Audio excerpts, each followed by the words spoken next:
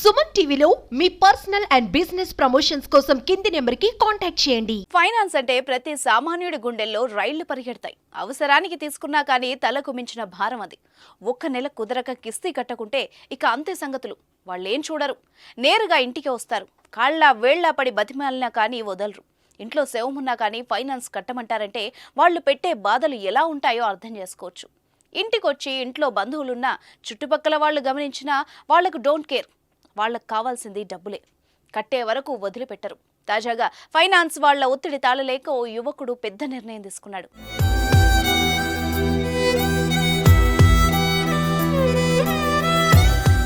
అసలు జరిగిన విషయం ఏంటంటే, నారాయణపేటకు చెందిన మూర్తి అనే యువకుడు హైదరాబాద్లో 2018 model shift second hand car కొన్నాడు. అనంతరం ఓ ప్రముఖ ఫైనాన్స్ కంపెనీలో 5 లక్షల రుణం తీసుకున్నాడు. ఇప్పటి వరకు ప్రతి నెల వాయిదాలు చెల్లించాడు. ఒక్క నెల చెల్లించడం కుదరలేదు. మరో నెల చెల్లిస్తానని బతిమాలాడు.